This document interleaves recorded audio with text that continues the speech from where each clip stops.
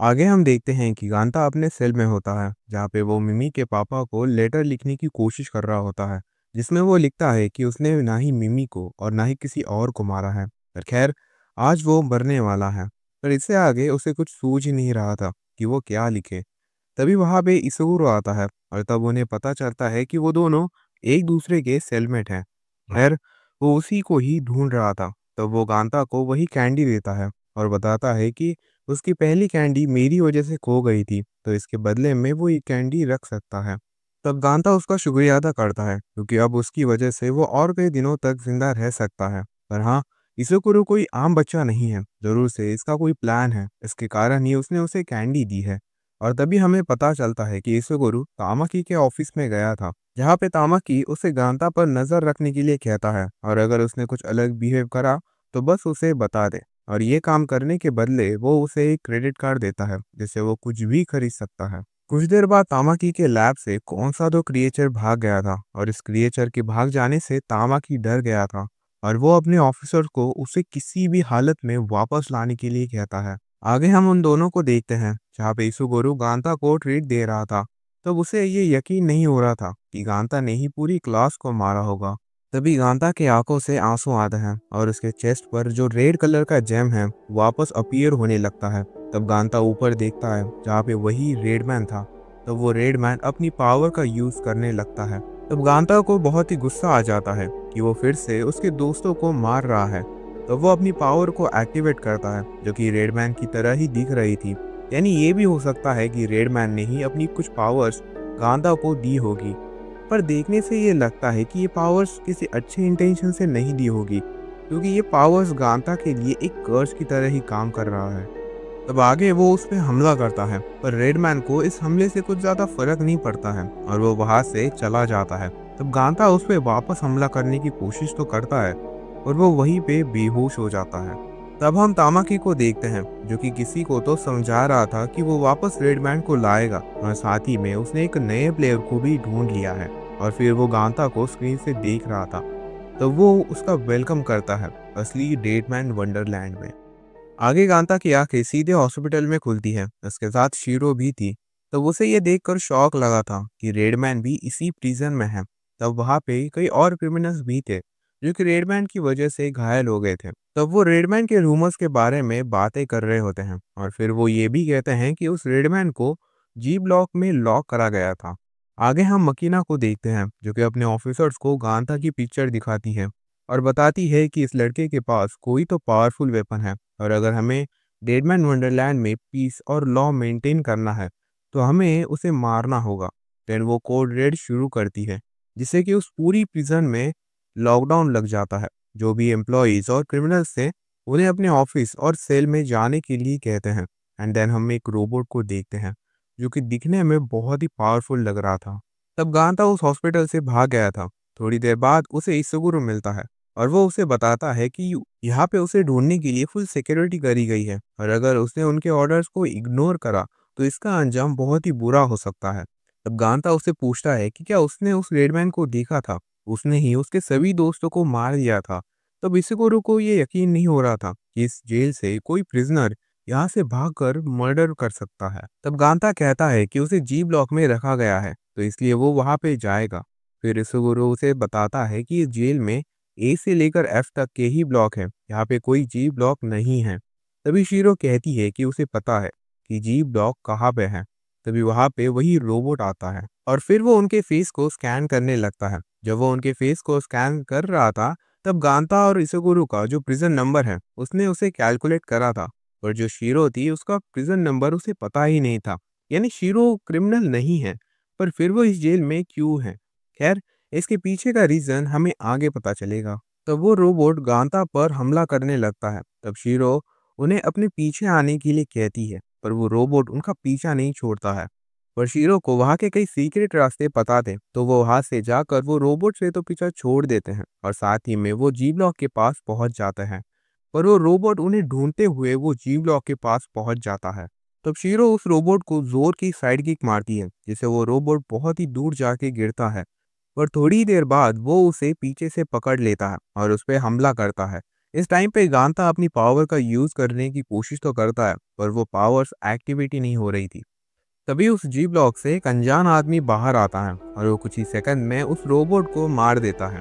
तब शीरो उस रोबोट से बच तो जाती है, पर उस ब्लास्ट के कारण वो वहीं पे बेहोश हो जाती है।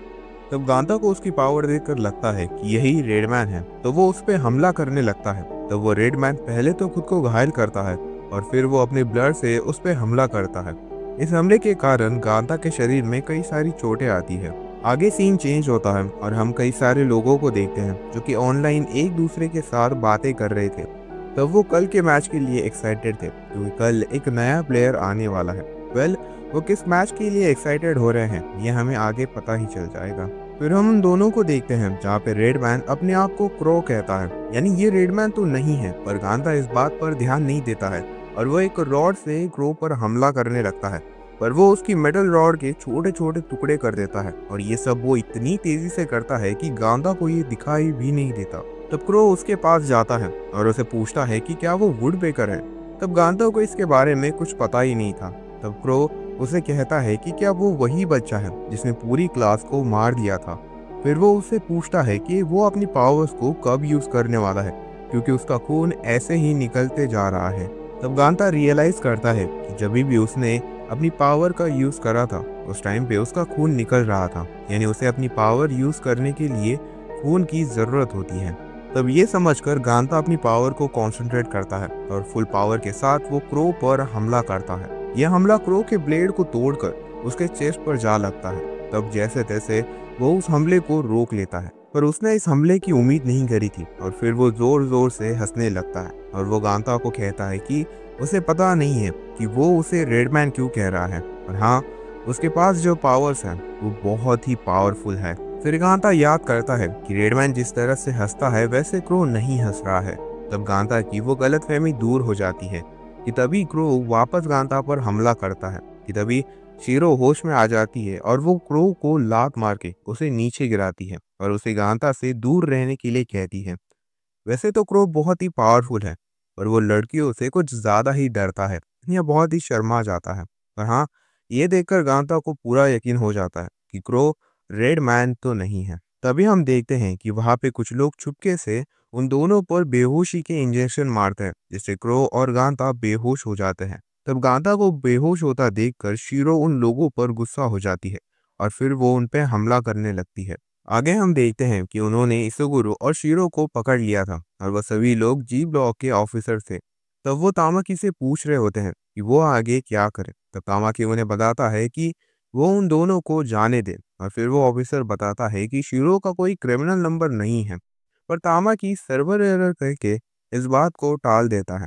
पर हाँ, जिस तरह से तामाकी ये कह रहा था ना, इसे तो लगता है कि तामाकी को शीरो का असली सच पता है। खैर, तब हम मकीना को देखते हैं जिसने अपने ऑफिसर्स को उस रोबोट की लास्ट लोकेशन में भेजा होता है, पर उस जगह पर रोबोट का एक टुकड़ा भी नहीं था और वो जगह पूरी तरीके से साफ हो चुकी थी और साथ ही में जो जी ब्लॉक का गेट था वो भी अब वहां पे नहीं था। तो मकीना ये देखकर बहुत ही गुस्सा हो जाती है और वो ये भी कहती है कि जब तक वो गांधा को उसके प्रिजन में नहीं डालेगी तब तक वो शांत नहीं बैठने वाली है। फिर हम शीरो और इसगुरु को देखते हैं जिन्हें जी ब्लॉक से बाहर निकाला जा रहा था। तब शीरो दो गांधा के बारे में ही पूछ रही थी। तब इसगुरु उनसे पूछता है कि आखिर जी ब्लॉक को सबसे छुपाकर क्यों रखा गया है। तब वो ऑफिसर यही कहता है कि वो लोग बहुत ही खतरनाक है, इसलिए।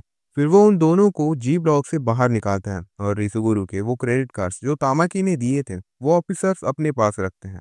आगे हम गांधा को देखते हैं जिसे पकड़कर वो उसके बॉडी को चेक कर रहे थे। तब वहां पे तामाकी आता है और उसे हिलने से मना करता है। तब उसे देखकर गांधा बहुत ही शॉक हो जाता है और साथ ही में वो समझ जाता है कि वो वीडियो उसी ने ही बनाई है जिससे वो उसे फंसा सके। तब गांधा उसे मारने के लिए अपनी पावर का यूज करने लगता तो है, पर तामाकी उसे झटके देने लगता है। तब वहां के लोग तामाकी को कह रहे होते हैं कि अगर वो यही करते रहेंगे तो गांधा कल के लिए रेडी नहीं हो पाएगा। तो तामाकी वो बंद करता है। फिर वो गांधा को कल के मैच के बारे में बताता है जो कि क्रो वर्सेस वुडपेकर की होने वाली है और वुडपेकर गांधा का ही कोड नेम है और अगर वो इस मैच को जीत जाता है तो उसे कई सारे कास्टेस मिलेंगे, यानी पैसे, और साथ ही में उसे वो कैंडी भी मिलेगी। पर हाँ, अगर वो मैच हार जाता है तो उसकी पनिशमेंट भी बहुत ही बड़ी होती है। हमें इसके बारे में आगे पता चल ही जाएगा। तब गांता यही कहता है कि वो उसकी कोई भी बात नहीं मानेगा। फिर तामाकी उसे बताता है कि अगर वो इस मैच को कंटिन्यूअसली जीतता रहा तो वो उस आदमी से भी मिलेगा जिसे वो ढूंढ रहा है। यहाँ पे वो रेडमैन की बात कर रहा था। फिर हमें एक और इंटरेस्टिंग बात पता चलती है कि जो ये पावर्स है ना, जो गांता के पास या क्रॉव के पास या आगे जितने भी लोग पावर्स का यूज करेंगे, उन्हें खुद रेडमैन ने सिलेक्ट करके ये पावर्स दी है। तब तामाकी मशीन से गांता की आंखें खुली रखता है और पिछले कुछ मैचेस की वीडियो दिखाता है, जिन्हें देखकर गांता की पूरी फट जाती है और वो तामाकी से रिक्वेस्ट करता है कि वो ये बंद करे। खैर अब पता नहीं कल के मैच में क्या होने वाला है। फिर हम क्रो को देखते हैं जिसे गांता के उस हमले के कारण उसकी चेस्ट के बोन्स टूट चुके थे। तब वो डॉक्टर कहती है कि वो तामाकी के साथ बात करके कल की मैच को कैंसिल कर सकती है। तब क्रो उसके बाल पकड़कर उसके गले पर अपने ब्लेड रखता है और उसे कहता है कि ये उसकी फाइट है और अगर उसने कुछ भी गलत करा तो वो उसे मार देगा। इससे हमें ये तो समझ आ ही जाता है कि क्रो अपने मैच के लिए बहुत ही सीरियस है। फिर हम शीरो और इसुगुरु को देखते हैं जहाँ पे शीरो गांता के पास जाने का रास्ता ढूंढ रही होती है। तब इसुगुरु उसे कहता है कि उसके पास वो अजीब सी पावर है जिसके कारण वो सेफ ही रहेगा, तो वो ज्यादा चिंता ना करे। तब शीरो के आंखों से आंसू निकल आते हैं और वो कहती है कि गांता हमेशा से ही कमजोर रहा है, इसलिए उसे मेरी मदद लगेगी। जिसके बाद हम डेडमैन वंडरलैंड के एक और शो जिसका नाम क्रॉप्स कार्निवल है, इस शो के बारे में किसी को भी नहीं पता है सिवाय अमीरों को छोड़कर। ये शो खास करके अमीरों के लिए ही बनाया गया है, जहाँ पे एक पिंजरे जैसा स्टेडियम में दो लोगों में ब्रूटल लड़ाई होती है अपनी स्पेशल पावर के साथ, और वो सभी लोग इस मैच को ऑनलाइन देखते हैं। यानी तुम ये कह सकते हो कि इसका हिसाब किताब स्क्विड गेम जैसा ही है। खैर ये मैच शुरू हो जाती है जहाँ पे एक तरफ गांता होता है और दूसरी तरफ क्रो होता है, और इस मैच का बहुत ही सिंपल रूल है कि अपोनेंट बेहोश या मर नहीं जाता तब तक ये मैच शुरू रहेगी। और अगर तुम ये सोच रहे हो कि गांता को अब बस बेहोश होने का नाटक करना है जिससे वो बच जाएगा, तो मैं बता दूं कि गांता को अगर रेडमैन से बदला लेना है तो उसे ये लड़ाई को जीतना ही होगा। और हाँ, अगर इनमें से कोई इस मैच को हार जाता है तो उसे जिंदगी भर टॉर्चर नहीं करा जाता, वो बस एक ही बार टॉर्चर करा जाता है जिसे वो पूरी जिंदगी सफर करता है। वेल, आगे हमें पता चल ही जाएगा। तो इसी के साथ यह पार्ट यहीं पर एंड होता है।